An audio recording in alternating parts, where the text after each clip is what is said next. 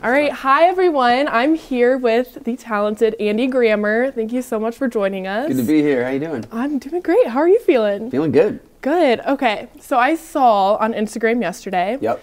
You posted a video saying how your new album is super close to being done. It's called The Good Parts. It is actually done already, yeah. It's done. All right, tell me about it if you can tell us. I'm so excited.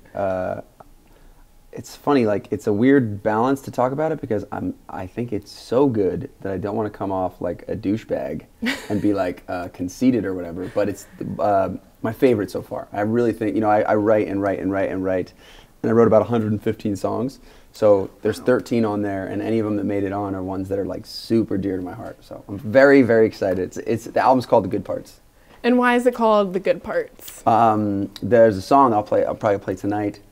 And the hook is like, tell me your story, but don't leave the good parts out. And I think that I'm at a place in my life where those are the most fun conversations, when you kind of reveal the hardship or the thing that's super vulnerable that doesn't get spoken about enough. But as soon as you share that, then that's like the most interesting part of your story. And how could you not have shared that before? That's awesome. Can you share a good part about your story with me right now? Oh my gosh. Well, a good part. Oh my gosh, you're putting me on the spot totally. Right now. Yeah. Well, obviously a good part right now is being here with you because honestly it's a great opportunity and I'm so thankful that you decided to join me. Yeah, totally. So obviously that's a good part. But how are these 13 songs different than on your past albums? Because you're known for being such a happy, positive guy. Sure. So are there any things that's going to surprise the fans? Yeah, I think, I just tried to be, I think it's like a nonstop journey to try and be more and more vulnerable and peel back the layers of what's just kind of normal. There's I had a daughter, so there's a couple songs to my daughter. The first song on the album is called Smoke Clears, which is the new single, and that is kind of about me. I actually fainted in the shower in Ireland. I've just been working so hard that I literally, like, out of exhaustion, just passed out and like chipped my tooth. And it's like kind of funny, but it was super messed up. And my wife was totally freaked out. And we spent the whole vacation in a hospital in Dublin. And so that was like an intense moment to get through with my wife. And so there's a song that's about that isn't necessarily like super upbeat.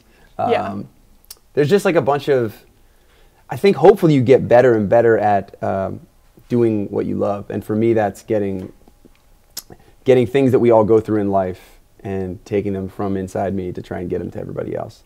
And as a songwriter, in the beginning you do that, and by the time you get it out, it doesn't feel anything or sound anything like it was when it was inside you. Right. And I would say on this album, it's all 13 of these sound significantly closer to what I was hoping. Like less is lost in translation as the more that you do it. Yeah. That's awesome, because I feel like as an artist you want to change up your style a little bit to keep fans on the edge, wanting to know like different styles of your music. Yeah.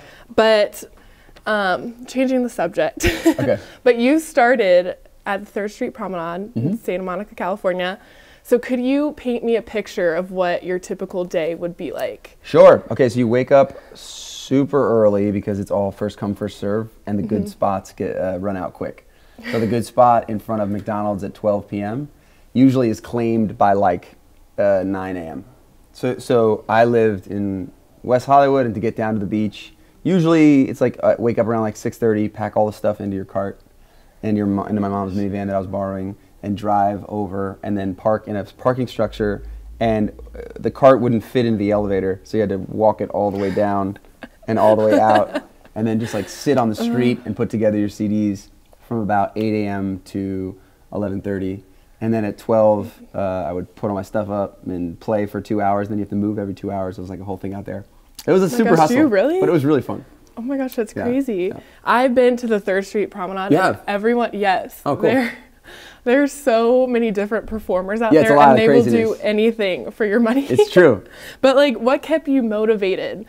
I mean, days probably were hard on some of the days. What kept you motivated, and what keeps you motivated now? It's just like a lot of it comes down to what you think your purpose is. And if you're doing your purpose, it doesn't matter whether it's for an arena of people or whether it's for a college show, or like if it was just the three of you and I had my guitar, I would be trying to connect to you right now and like make you feel the thing that when music does it right, it like the hair stands up on your arm. You're like, oh shit, I'm like a part of something. And so you can get that on the street, and that's what keeps you inspired. Is when you do feel that in a random moment with someone who didn't expect to feel it. That's like it keeps it up. It's cool. And what would you say is your best story or like funny story when you're out on the streets being a street performer? Do you have like one that sticks out to you? Yeah, so the street performing for me was very much like development and kind of, yeah, like very developmental years. So one of the best stories was I would write songs and play them out there, and there was a homeless guy who was walking by, and he kind of lived out there, so he knew me, and he walked by one morning and I was playing, and he goes like, you're all right. You need hooks though. Got no hooks. Oh my God. And I remember being like, you're right. That's hard to hear, but that's true. And I really remember going home and being like, man, I need hooks, says the world. Yeah. Would you ever go back and perform again? You know, it's really sweet because a lot of times when I travel in different cities, people that are street performers sometimes do know who I am because I'm one of the stories that got me to the radio and did some stuff.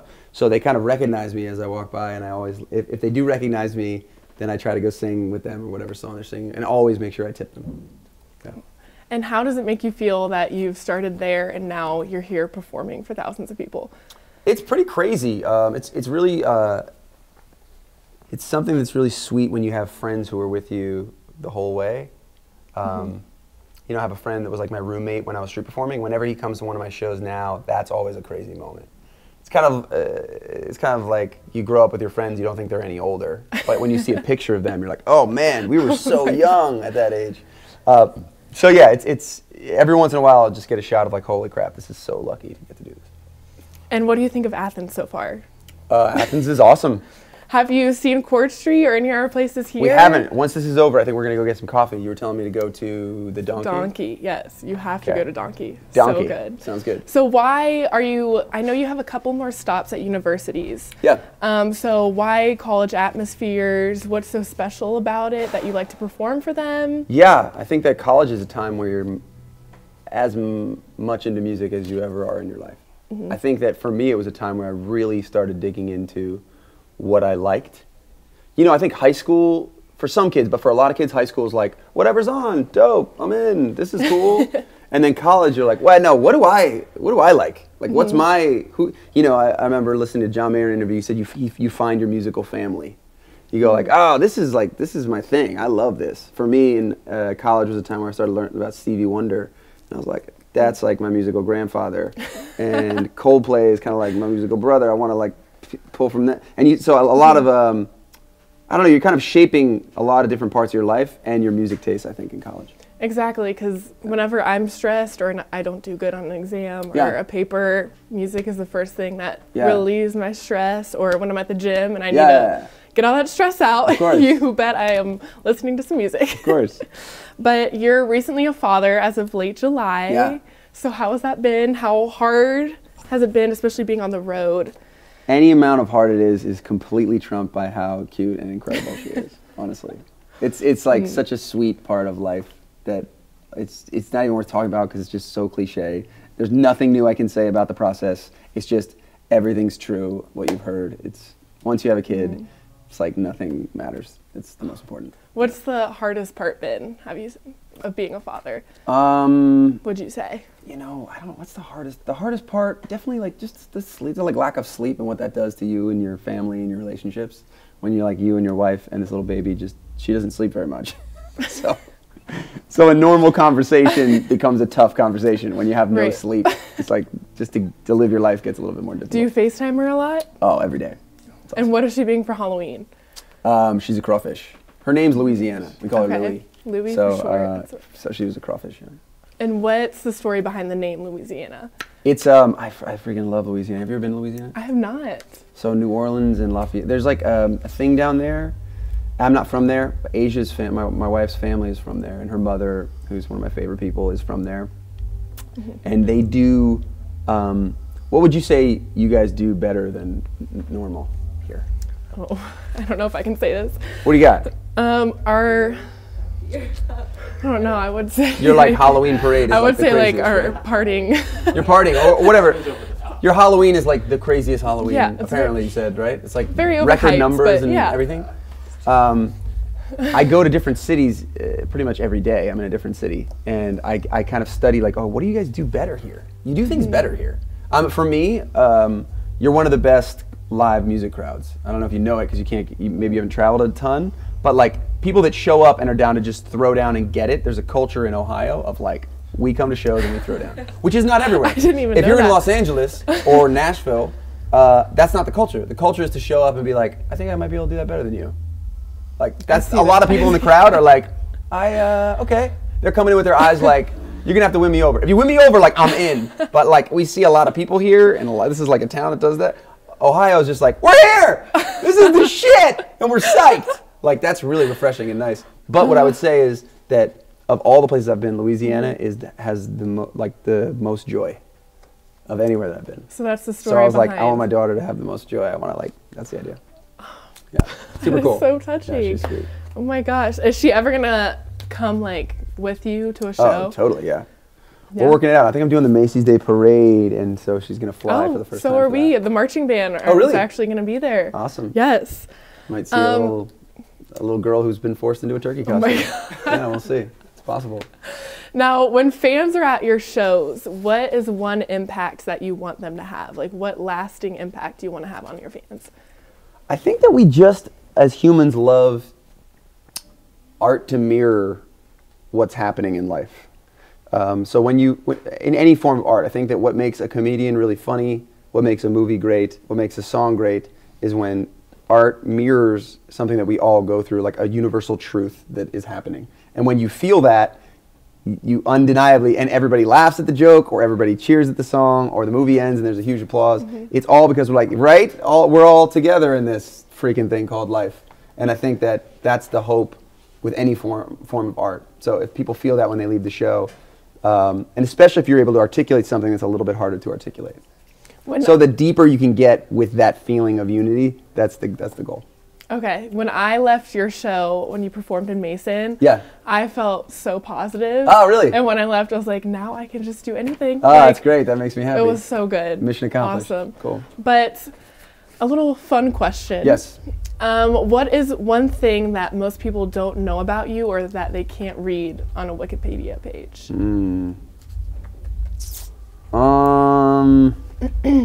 Any what can special they not talents? read? Oh, man, I've said so many things. Besides beatboxing, trumpet, I know, right? Beatboxing, trumpet, singing, dancing. I'm trying to think. What else is there to give up? There's got to be something. Yeah, I don't know. My favorite thing, like I don't consider myself like super wasteful or like someone who like balls out that much with money, but like I go in on seafood. Really? At any point, if there's like a seafood tower and it's like the most obnoxiously expensive one in any situation, I get it. It's my favorite. Wow. What's your go-to? Well, I have go-tos all over the country. So like in Seattle, it's the crab pot. In Louisiana, it's the crazy lobster. It's legal seafood in Boston. Like I go in. That's my favorite. We don't have any seafood no places seafood here, it's okay. so I'm sorry. We got donkey here, which is gonna be great. Yeah. It will be great. Is there anything that I didn't mention that you want to talk about or share? I don't think so. I think I would hope that if you've liked what I've done so far at all, please check out this album. It's my favorite so far. Good parts is coming soon. So the album goes down like that's the whole idea. The whole idea of the album is like each song is me coming at another piece of my insides that I think is vulnerable that I haven't shared yet. So literally that's the track listing. So the first song is Smoke Clears. There's one about my daughter called Always, which is like such a sweet lyric because if you sing it straight across to your wife, like you and me will be always. That's like a normal lyric, but if you sing it down to your little girl, it gets like super cool. Basically that's the idea. Is like check out the album and it's as vulnerable as I get. How did you go from 115 songs to 13 songs? I think going back to what I said before, it's you write it and then over time you see whether it has that universal thing about life, and if it doesn't, then it gets kicked to the curb, even if it sounds great. Is that a hard process to do? Yeah, super hard. That's what I would figure. There's no way from 115 to 13. Yeah. That's crazy. It's pretty gnarly.